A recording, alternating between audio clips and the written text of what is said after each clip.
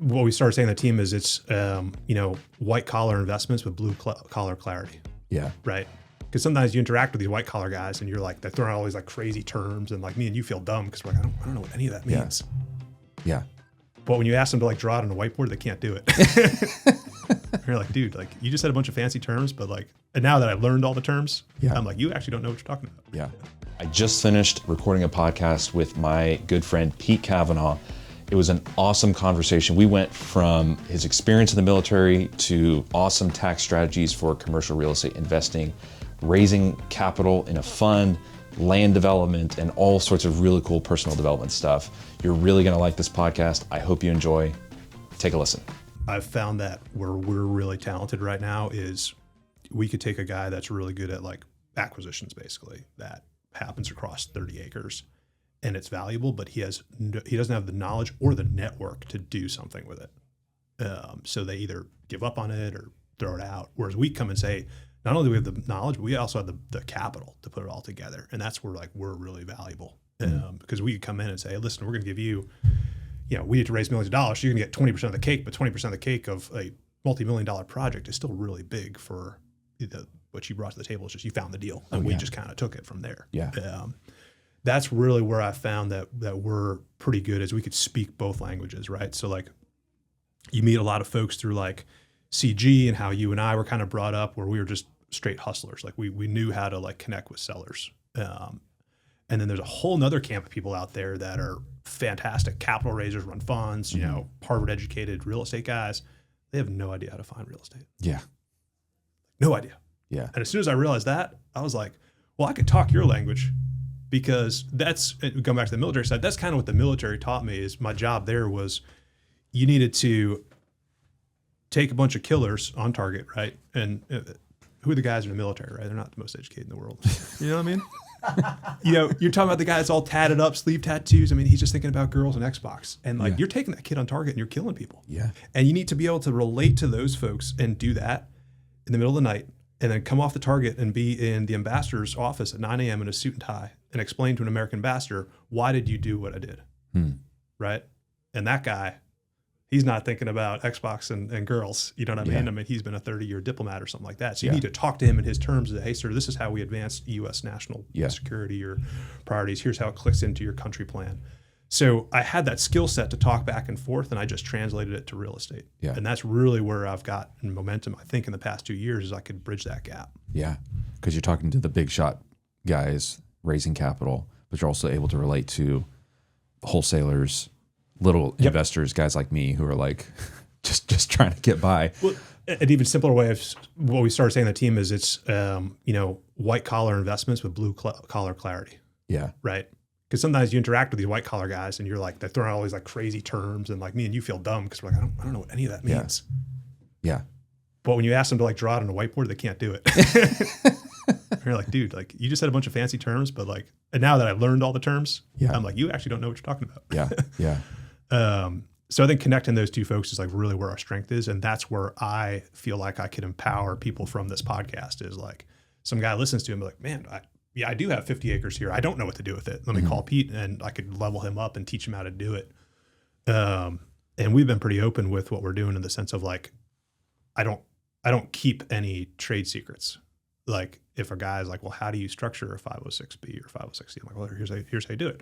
Here's how we raise capital. I mean, you've seen me talk about capital raising. Like I don't feel like I need to hold that in and protect it. Yeah. I'm totally happy teaching a guy and then letting them go off and do it themselves. Absolutely. Collaboration is way better than competition. Yep. The problem is like I've run into similar scenarios with wholesalers. Well, they'll come to me and be like, hey, I have this piece of land or I've got this, but I want to be a part of the deal, but they don't bring anything to the table. Yep. And they want to be like, they want to JV with you. They want to partner with you, but like they don't have anything to offer other than finding the deal. I'd much rather just like pay an assignment fee for that. So I think it requires somebody who is approaching you and bringing you the deal a level of humility to be like, I don't know what I'm doing, but I found this, and being okay with whatever you're willing to offer them because they don't recognize the amount of like everything that's involved in putting a deal like that together. Like I'm sure that when you first started doing this, you thought like you were bullish and dumb enough to think I can do this. The stuff that like a very small amount of companies can do and pull off successfully, repeatedly. But now you're in it, recognizing all those things involved. It's a lot. It's a lot. There's a lot of pieces to it, a lot of moving pieces, a lot of parts that you have to, line up. So we just jumped right into this. We didn't really have like an intro or anything. Well, that's fine, man. Let's just keep riffing off it. But fortunately, that was recording, so that would be a great. Good. That's a great clip for you to. Yeah, absolutely. That was awesome. I would say, yes, it's hard work to do all the capital raising and structuring inside of that. That is hard. But I think the part that folks don't realize is the amount of legal risk that comes with it as well. Yeah. And that's where I find that JV partners don't always put much weight into that. The guys that taught me how to structure these deals, they worked for a company that raises $500 million a year, right? So, of course, they've had a lot of deals go well, but they've had some deals go bad. And they've talked about kind of the lawsuits that incur from that, especially when you're dealing with high net worth individuals. I mean, they have money to sue you. Yeah. And it could get really bad really fast. Yeah. And when you're raising capital, it's governed by the SEC, which is a federal body. So if you make a mistake, you're dealing with federal prison. Right. And I feel like folks don't appreciate that. It's like, hey, if I'm coming to you, Josh, to raise, $3 million for this townhome deal you're doing, and it goes south, it's more me on the hook than it is you, right? Exactly. Because people I raise capital from are suing my company, right? And then I'd obviously have an issue with you. But I feel like JV partners don't always give a lot of weight to that. They kind of come to the table and say, well, I bring the deal, you bring the money, it's 50-50. It's like, well, it's not really. Like, there's the deal side, there's the capital raising side, there's do you know how to entitle land? Do you know how to develop land? Like, I'm bringing that to the table too. Yeah. So I know through our CG connections, I've talked to quite a few different more advanced partners that have all sorts of different ways of splitting it up. I'm blanking on his name real fast, but one of the self-storage guys had a real neat spreadsheet on how he kind of values, hey, we value 10% for finding the land and X amount for bringing the money and this for running the entitlements. So I'm working to try to kind of develop that a little bit better so I can show people like, hey, you're just bringing the deal? Okay, we value that at 20%. Hey, you're bringing the deal and half the money? Okay, 50%. And kind of work through different structures for what people are bringing to the deal. That's great. That you outline that allows people to see exactly what you're seeing and how you value it. That's really cool. And then it's honestly getting harder to raise capital. I think as folks were, going into the election kind of concerned about which way it was going to go, right? And this is not taking a political side, but, 50% of the country thought the other side was going to win, so 100% of the country is worried that it's going to collapse. So people freeze up with their money, and I think we're kind of still in that phase right now where the money is not flowing necessarily as heavy as it was 3 to 4 years ago when I first started raising capital. Folks are being a lot more cautious. There was a lot of syndicators who were raising what I call like a blind pool fund, where they said, hey, we're raising $5 million and we're just going to buy real estate. And they gave some handwave. Well, we're going to buy some house. We're going to do this. And they had a really good marketing pitch, but they weren't actually able to operate. So I think a lot of those blind pools kind of fell apart. And so these family offices and stuff that invest in them are a little bit more skittish. They want to see an actual deal in the sense of, if I'm raising $3 million, they want to see, well, what are you doing? Where's the land? What are you actually building? They don't want to go into a blind pool type setup. I had this 21 unit development that I had a buyer lined up for a family office and they pulled out. Yep. Yeah. I was like, oh, that stinks. That sucks. So I feel that was back in November or December, I think, when they pulled out. I was a little upset about that. No, I don't blame you. Yeah. It's happened to me this year too. Yeah. Good grief. All right. So, obviously you've pretty knowledgeable in the fund space. Who were you before you started investing in real estate? Like my hero story, my villain story? Yeah. Where did I come from? Sure. I'll give the shortest one I can.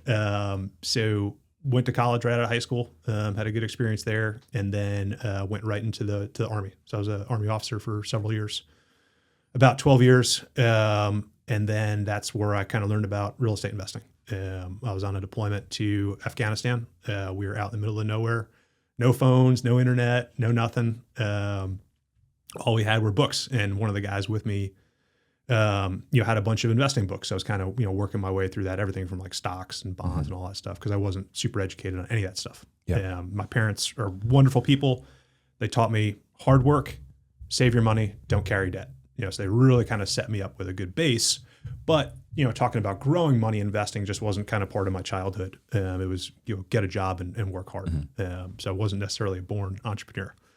So I was in Afghanistan, and, we would go out 2 or 3 times a day. We walked everywhere because of the region we were in. And we were walking along, and I ran into one of the village elders, and they're basically, think of them like a mayor is how we would see it in the U.S. Big, long, gray beard. So I said good morning to him, and I'm walking with him, and I said, what are you doing today? It's 8 a.m. Like, why are you kind of walking around? And he said, I'm out collecting rent. I said, well, that's pretty neat. Which buildings do you own? And he said, all of them. And I said, okay. So he owns 80 to 90% of the entire village. Wow. And was walking around collecting rent. And I had this lightning bolt moment. I was 22 at the time. And I was like, man, I'm a 22-year-old thinking I'm coming here to spread democracy and free the world and all the great things you want to do as an American. And I said, this guy's way smarter than me. Yeah. Yeah, way smarter. That's humbling. He's got it figured out. Wow. So I went back and I was kind of relaying the story to the guys I was with. And one of the squad leaders with me, one of the NCOs, he had the Rich Dad Poor Dad book. He had Cash Flow Quadrant. And he said, Pete, check this out. And so that was the first book I read about real estate. And just started ordering books about real estate and reading on it. So I spent the rest of that deployment just reading about real estate. Man, that's cool. And said, okay, this is the thing that I want to do. So I went home from that deployment, and I was living in Fayetteville, North Carolina at the time. And I had paid off my car, and I had like $30K in savings. That was like my life savings. I said, I'm going to be a real estate investor. So I went out, found a house, found a rental, it was a great deal, bought it. It was already tenanted, already rehabbed. It was basically kind of like a turnkey I bought from somebody else. All that $30K went into it, and it was cash flowing at probably like $100 a month. And I thought I'd made it. I went to closing in like a suit and tie. Like I was like, man, I'm a big shot now. Watch out, Robert Kiyosaki. Yeah, watch Here out. comes Pete. And so I went home after that closing, and I was all happy with myself. And the next day I was like, man, I got a house, but now I got no money. Now what? I didn't talk about that in the book. No. So I was like, dang, okay, this passive investing thing is going to take a while. Like it's going to take me another year and a half to save up that much money to buy another house to make $100 a month. I said, well, I need to come up with a new strategy. So I got orders at that point to go down to Fort Benning, which is in Columbus, Georgia. So I went down there. I went on 2 more deployments. I did 2 more deployments, saving up money. And what I did is I took my paycheck, I lived on half of it, and then the other half went into a savings account to invest into real estate. So it took me about 1.5 years, 2 years to save up another 30 grand. You don't get paid a lot in the Army if that's not clear. So I saved up the 30K, and I was looking on Zillow. I was like, all right, this time we're going to do a flip, because I heard you make a lot of money when you do flips. And a house popped up on the MLS. My girlfriend at the time, was now my wife, she was looking at the MLS, and she's like, this house is kind of right behind where we're living currently. We should go check it out.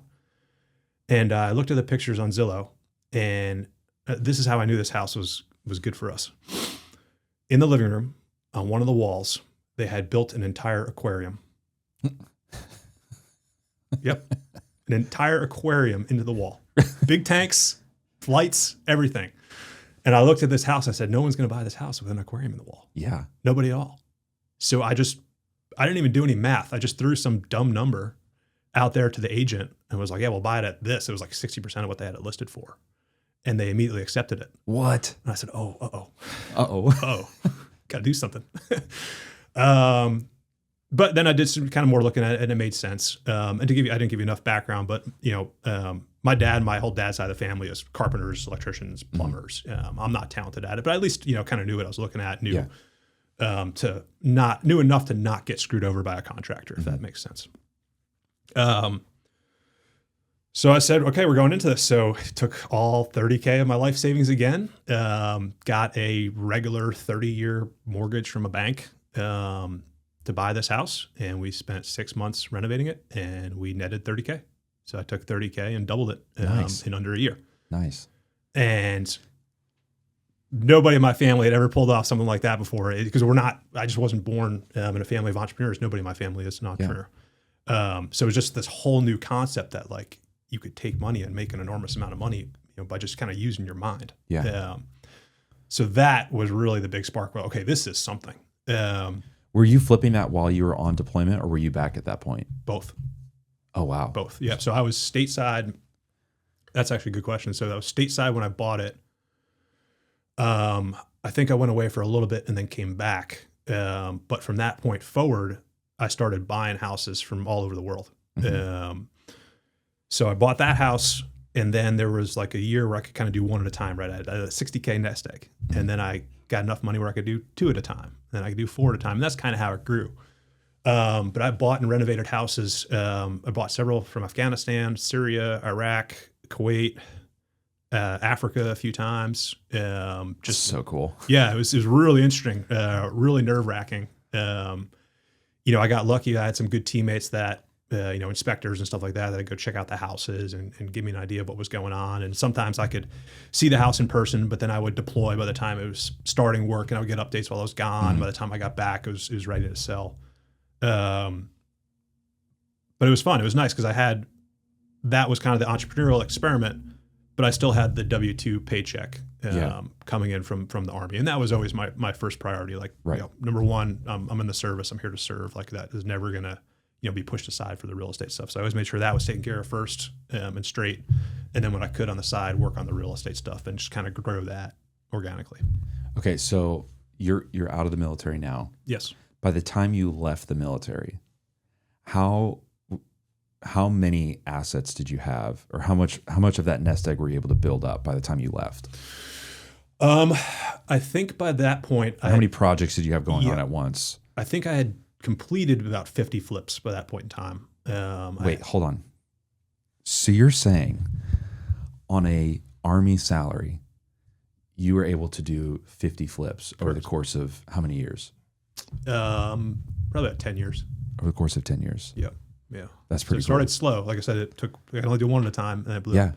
The reason I didn't grow as fast as I think I could have is I was terrified of taking on private money, which is really funny for a guy that's now like running funds with millions of dollars under assets under management. But I was terrified of taking in any type of private capital. I was honestly terrified of letting people down. I didn't want to make a mistake and then lose somebody money. I was absolutely terrified. I was like, if I'm going to make a mistake, it's going to be with my money. So I did that for a while. And there's pros and cons to that, right? The con to that is like I didn't grow as fast as I could have. Like I could have done a lot more projects if I took on private capital. But I think the pro to that is I proved my model with my own money. And I think that's what investors want to see. Is I see a lot of guys trying to raise money right now that they haven't risked their own money to do it. Yeah. And they take a nonchalant attitude to it. Like, oh, I'll just raise some money from an investor. If it works out, it works out. No, that's not the attitude you should be taking. Like you are taking in capital from people that have worked really hard to get that. And they're now entrusting you to, use it wisely. And I feel like by not taking on capital early on, I kind of learned that organically. So yeah, we did about 50 deals, like I said, growing that nest egg, making it compound upon itself. And then about, I'd say midway through my Army career, I started getting comfortable with taking in private loans. Basically, I would just match 1-to-1. So I'd say, hey, Josh, you're going to be the investor on this one house, with a first position or a second position lien. I would do the flip and return your money to you. And then, you would then refer me to somebody else. You'd tell your friend, hey, I'm making some money with Pete. And that's kind of how it grew organically on the private lender side. Allowed me to do a lot more. And then when I went to step off from the military, I think I probably had $200 or $300K in the bank. And I said, okay, I could live on that for a few years if this doesn't go great. Started doing stuff by myself, and then brought in an ops manager and started growing it, and the rest is history. That's so cool. So give me a picture of where you're at today. What's your main focus? Yep. Compared to where you were coming out of the military? So we've got 2 main companies right now. One company is focused on the fixing, the flipping. Still do a lot of that. That's more mature company in terms of time. And then our larger company is Iron Horse Capital Group. That's where we do a lot of our syndications. So in that right now, focused very heavily on land development. Is 80% of our projects. We've got a commercial building in there that's doing fantastic. I think it's cash flowing at like a 12 or 14 cap right now. It's insane. Yeah, wow. Fantastic. A lot of happy people in that one. We've got a single family portfolio that we manage for some investors in there, but really bullish right now on land development. And there's really 3 phases to that. There's entitling the land, there's doing the horizontal development, and there's doing the vertical development. We're really focused on the first 2 right now. So entitlement is when you take raw land and you basically get the plan approved. You don't touch the land, but you go through approval process of the city to build what you want to build, rezoning, and then we take everything through engineering as well. So at the end of that process, you have a fully set of approved engineering plans where somebody could take that and build. Mm-hmm. You could stop there and sell that. That's incredibly valuable to take raw land to entitled land. So about half of our projects fall under that category right now. The second piece is horizontal development. That's when you go and actually start knocking down trees and putting in all the infrastructure you need to go to build something residential. So you're putting in your roads, your electrical, your sewer, your water, your stormwater control. You're grading the pads for the house. So a builder that buys that product from you, on day 1, they should be able to come in and lay a foundation and start building a house, going vertical. So half of our projects fall into that category. They're a lot more expensive to put together, a bit more risk because things could go wrong. Like we hit some rock at a site the other day, which is not fun. But it could also be really lucrative. Yeah. So that's what I'm really bullish on right now is the land development side of it. Acquiring land, raising capital, taking it through the entitlement process, taking it through the horizontal. And where I'd like to grow to in the next few years is vertical as well. Mm-hmm. Can we also start doing the townhomes or the houses on the land? Nice. What areas are you focused on in that company? All of North Carolina is the primary. We'll look at stuff in South Carolina and Virginia, and we'll consider stuff in Florida and Texas as well. But right now, all those projects are in North Carolina. Our main area is the Triad. So like Greensboro, Winston-Salem, High Point. But anywhere from there down to Fort Bragg and Fayetteville over to here in Charlotte, we'll kind of look anywhere inside that triangle. So like there's the triangle, then there's the bigger triangle. The big triangle. Big triangle.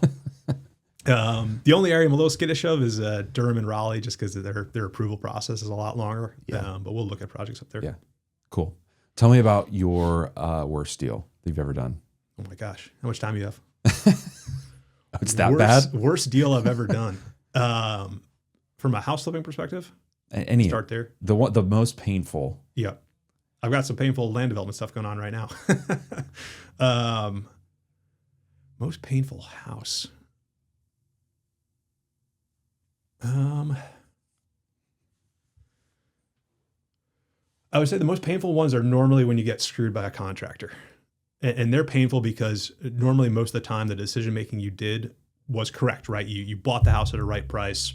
You got good financing, like you assessed your after repair value really well. Like the deal should have gone really well. Yeah. Right. And you get taken advantage of by a contractor, or you trust somebody you shouldn't have, or you didn't put something in paper like you should have. Those are always the most painful lessons because you count your chickens at the beginning and say, I'm going to make 50K here. Yeah. And then you end up losing 50K on the backside because of a contractor. So that happened at least once early on. So I think the advice I give new folks is get everything in writing. Don't ever have a verbal agreement with a contractor. Like that is the number one spot you're going to get screwed is the contractor. Yeah. So you've had losses. 100%. Yeah, 100%. Mm-hmm.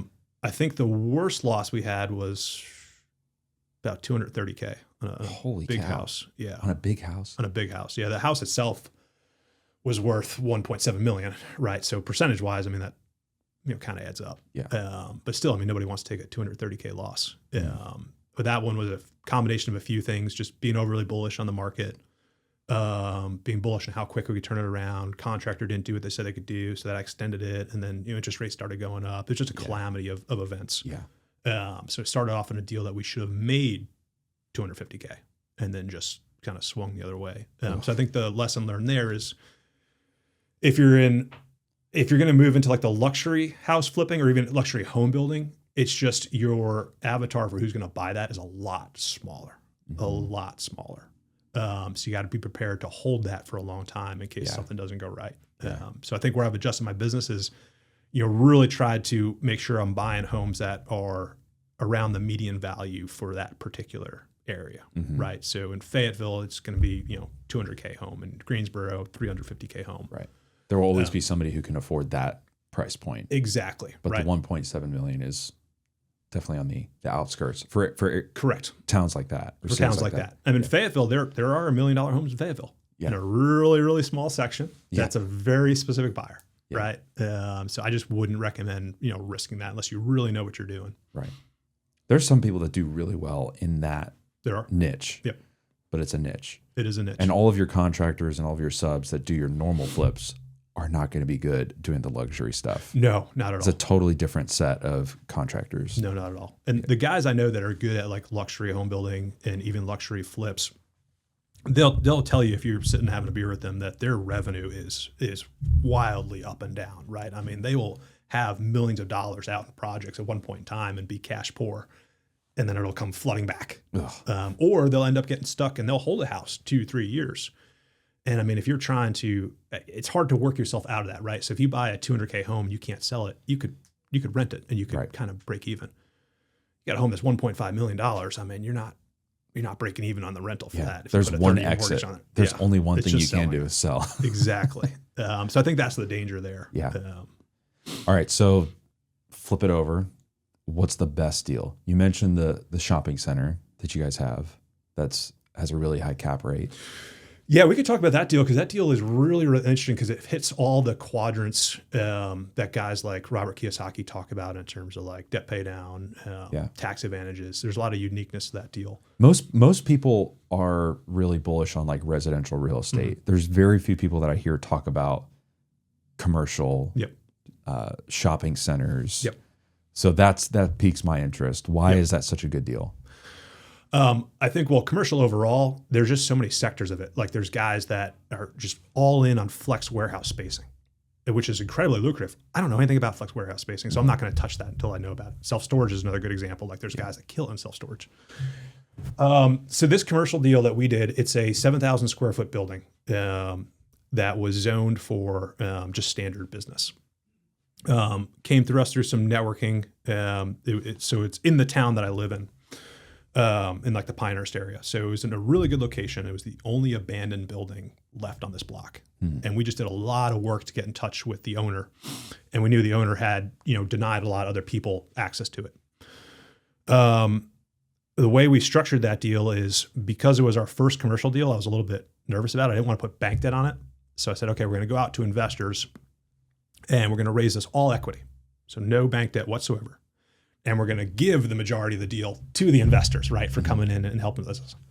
But the advantage there is that I didn't take on any bank debt and be saddled with that burden because we needed to do about $300K of work to this building. So it was completely abandoned. It was all cinder block brick, beautiful 1940s build. The brick was good. The roof was good. Everything else needed to be redone. Electrical, HVAC, everything. So with this project, we realized that we could redesign it so that the front was all retail and the large space in the back we could repurpose into like an office center, basically a hallway with suites off of it. Yeah. And I don't think anybody else looked at that building that way. They were kind of valuing it just off of the retail space and the rents you could pull for that. We thought by creating smaller offices in the back, we could charge a lot more price per square foot and then, exponentially grow the revenue for the building. Yeah. So that was kind of the business plan going into it.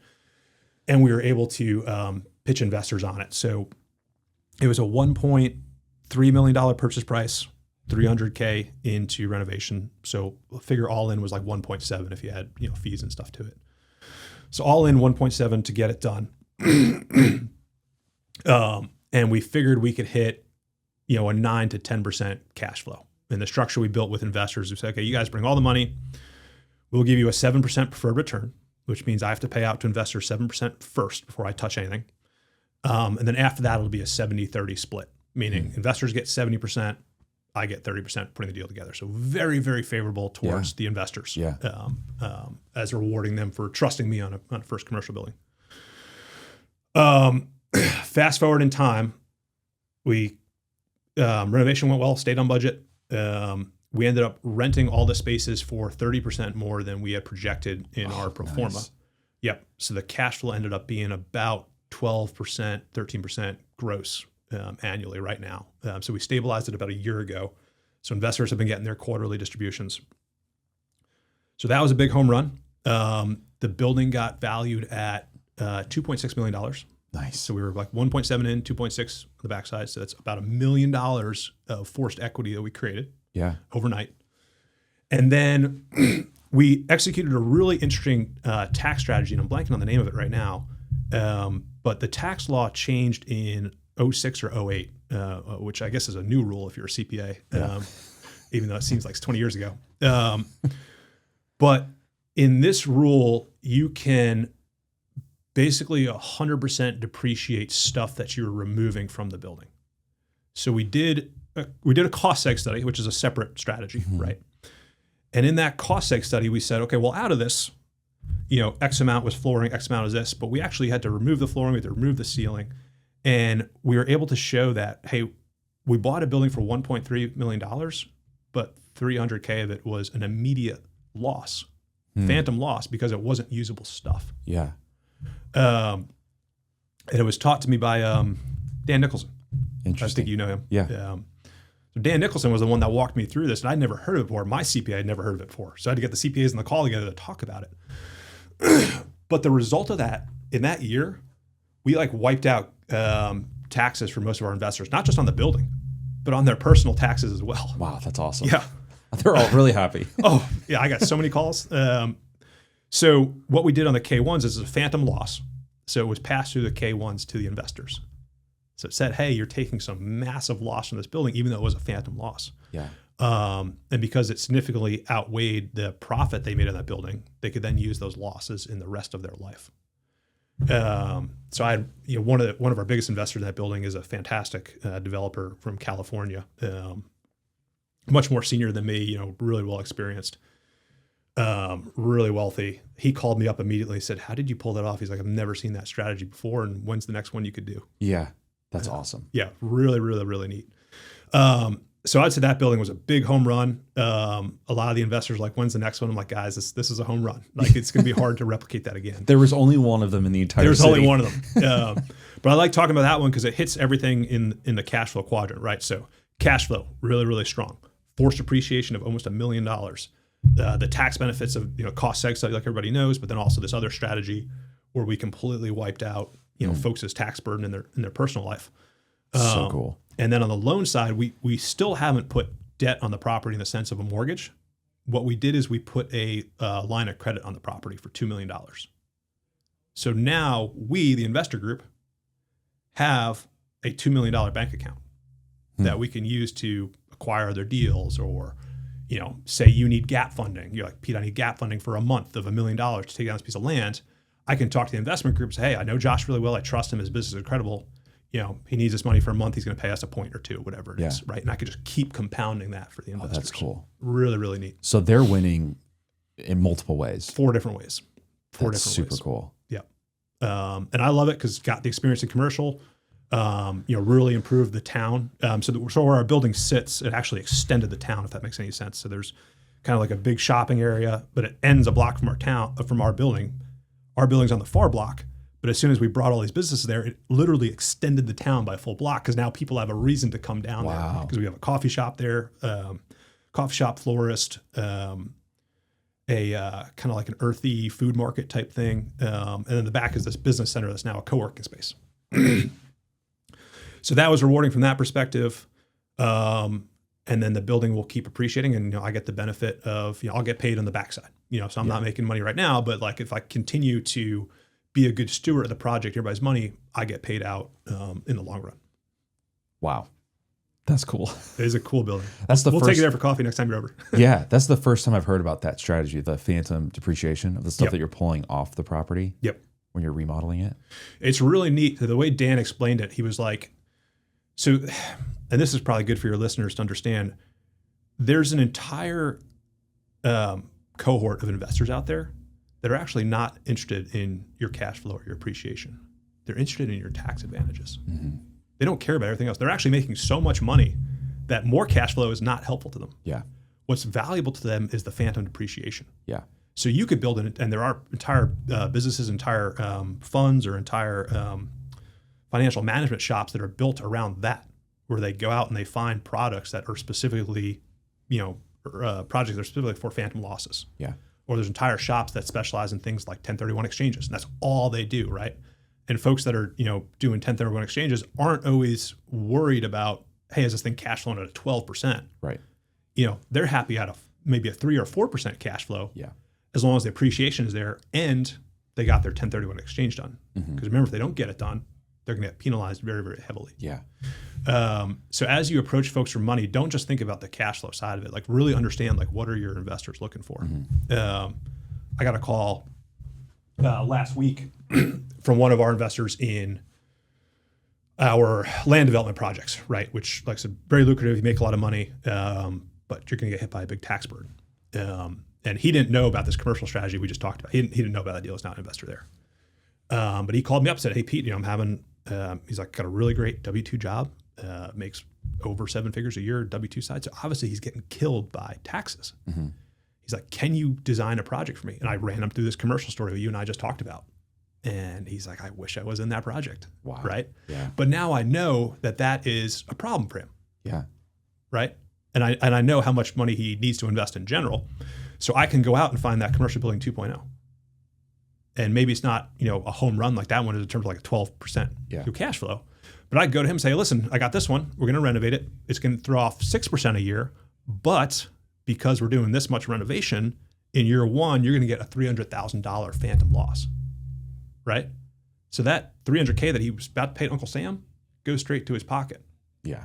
He didn't really care about the 6% cash flow anymore. Yeah. You just saved that guy. The 6% is the cherry. That's the cherry. on top. Exactly. And as soon as I shifted my mindset on that, I was like, okay, I'm approaching this all wrong. Yeah. Like I'm trying to hit these home runs for investors at 12, 14%, which I still am. Absolutely. But there's so much more to this you need to understand. You need to really listen to your investors, or you need to pick your strategy, right? Like, who am I going after as an investor? Am I going after the people that want high cash flow? Am I going after people that want appreciation? Or am I talking to people that want tax advantages? Yeah. There's definitely a level up from doing the residential stuff going into commercial. Yes. Because it requires so much more sophistication in the way that you're structuring deals and creativity to be able to create win-wins like that. Yep. Like you said, if you're just looking at it from the straight, cash flow perspective, something that's a 6-7%, cap rate, it's not really attractive to most people. But when you start adding in all of these other components like depreciation, all of a sudden it changes the game completely. Exactly. So exactly. I love it. And I tell folks to keep it simple. Like, I've seen wildly complex fund strategies where it's got, multi-layer waterfalls where it says investors, you're going to make this, and after this hurdle, you're going to get this. And it's just really complex Harvard generated spreadsheets. And that's cool, but you don't need that knowledge to start here. Like, you should be able to explain your deals on a whiteboard. Like, I should be able to get on a whiteboard and say, "Josh, we're buying this building for 1.3. I put 300 into it.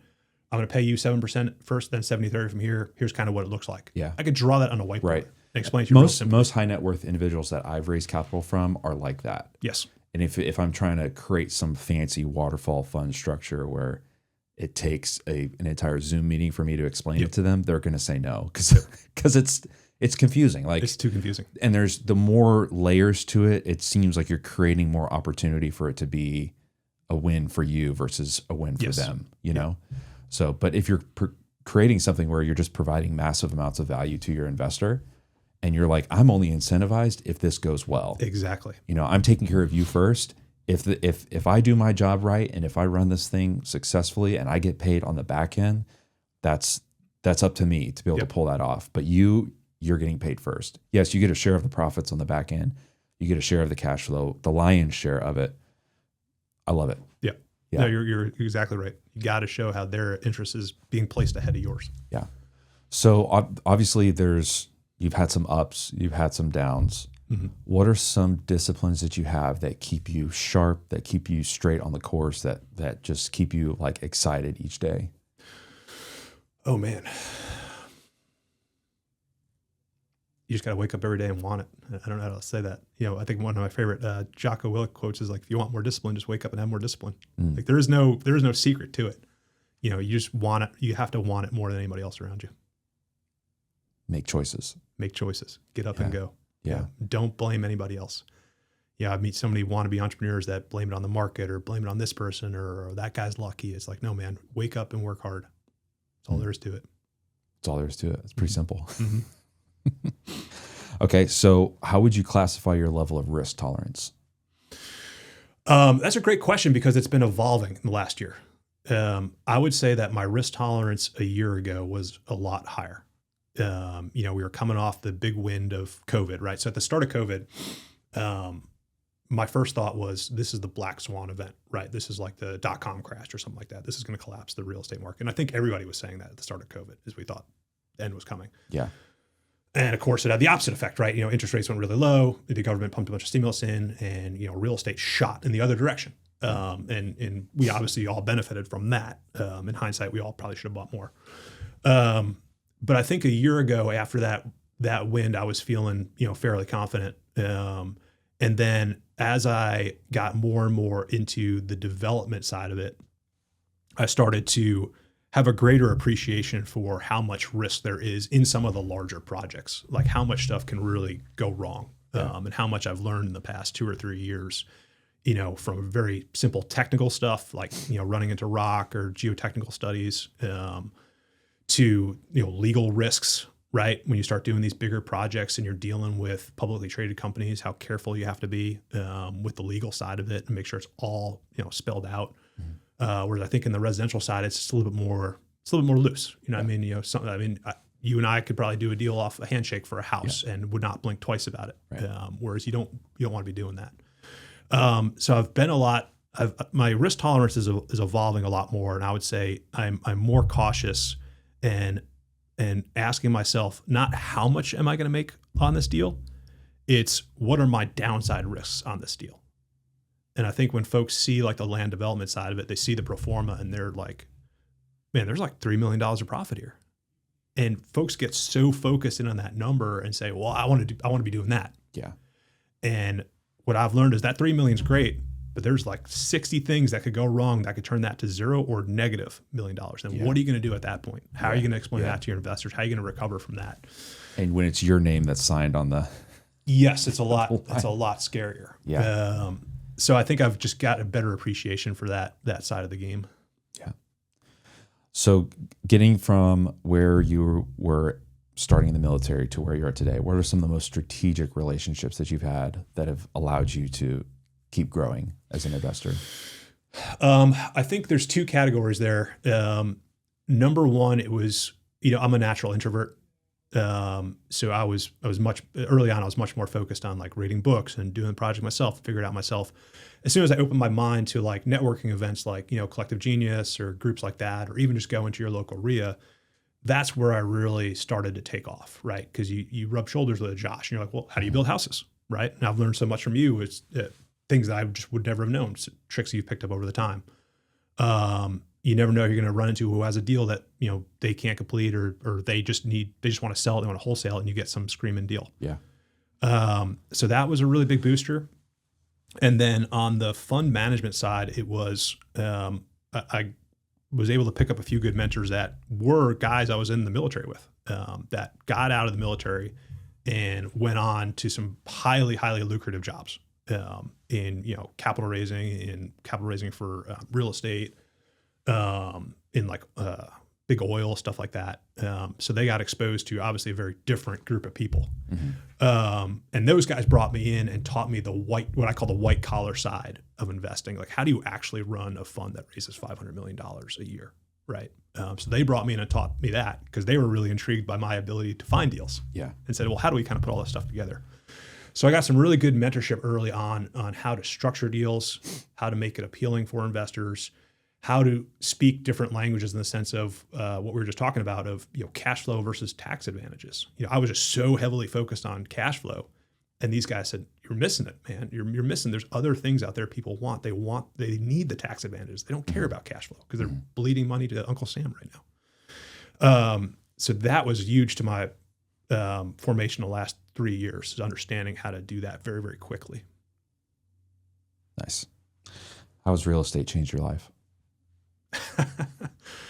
Oh man, a lot. Obviously, I stepped away from the W-2, which is a scary moment, but it's really great for family. I got to do I was over here at the water park with my kids last Friday. I wouldn't get to do that if I was still in the Army. Obviously, I'd still be deploying. I spent half of my daughter's first 4 years alive. I was in all different countries. I was in Syria, Africa during those times. So I missed, big chunks of her life. And now I'm getting to experience that with my other 2 children. And I feel like my oldest daughter just went by like this, whereas my other kids, I'm actually kind of experiencing all this stuff. Yeah. So anytime life gets tough now, that's what I always try to reflect back on is like, where would I be if I was in the military right now? It'd be fun. I love serving, had great friends there, still great friends there. I'd help them with whatever they needed, if they needed help today, if they called me up. But it is nice to say I'm here for my kids. And I'm giving, my wife the life that I think that she deserves. Yeah. Super cool. Mm. All right. If people want to do deals with you, if they want to bring you land development opportunities, what's the best way for them to reach out to you? Best way is through email, pete@icg.pro. Just send me a note on what you got going on. I get, I would say 3 to 5 land deals a week pushed to me throughout North Carolina. So we're mainly interested in North Carolina. We'll look in South Carolina and Virginia as well. But where we could add a lot of value to folks is really 2 areas. Number one is the technical expertise of the entitlement. There's so much that could go wrong from engineering and the legal side. We are really strong on that, and we're really fast at it in North Carolina. And then the second side we could bring is the capital raising side of it, right? So we've got a network of investors that are very, very interested in land development in North Carolina. I mean, North Carolina is the 5th most popular state to move to right now, right? I mean, it's growing so fast, and everybody in the country knows that. Yeah. So when you start talking about land development in North Carolina, a lot of investors around the country want to get involved. Yeah. So where we really help folks is guys that are, wholesaling houses or even wholesaling land. They're really good at finding deals, but sometimes they get that big chunk of land, 30, 50 acres, that they don't know how to start with it. So they kind of just throw it out. Yeah. Whereas what we could do for folks is we could tell them what they have. You bring me 30 acres that's here in Cabarrus County and it's got water and sewer. I could kind of start walking you through, Josh, hey, we could fit 120 townhomes here. We could fit 60 single family homes here. I know that Lennar will pay this amount. I know that Pulte will pay this amount for paper lots. I know they'll pay this amount for padded lots. And we can walk through the different possibilities for the land initially, and then get it over to our engineering teams to get a quick kind of review. We're actually doing that right now for a guy here in Charlotte, on the west side of Charlotte. He's got a deal where we could fit, I think, 81 townhomes, and he brought it to a certain point, but didn't really know kind of like how to take it from there. Mm-hmm. So that got submitted to our engineers yesterday to do the deeper review of, hey, this is what we think we could do here. Now kind of dive in and say, well, what can we actually do? Yeah. Because the engineers will find all sorts of stuff. Yeah. Stream crossings is a huge problem. I don't know if you've kind of dealt with that yet, but wildly expensive if you start getting land that's got funny terrain. Yeah. So that's really how we can help folks is if they've got a big piece of land, they hear about folks making millions of dollars in development, we're happy to come on and say, hey, we can help you entitle it and sell it. We can help you entitle it, develop it, and sell it. We can help you raise the capital for it, and talk about different joint venture splits to make everybody win. Yeah. That's awesome. Most typically you get wholesalers that'll send you emails with large tracts of land and they're like, it's zoned for this. You can have 150 units on yes. it. Yeah. Yes. And then you do the hard work of being like, actually with the creek, the setbacks, the wetland delineation, all this stuff. By the time you whittle it down, it's probably only like 60. Yes. And then you're the one who has to break the bad news to them. Exactly. And folks don't always understand that. And sometimes as a simple Google Earth, I mean, I saw a plot the other day that exactly like you said, they're like, well, you build 150 homes here. Well, in the center of your land is a river. Yeah.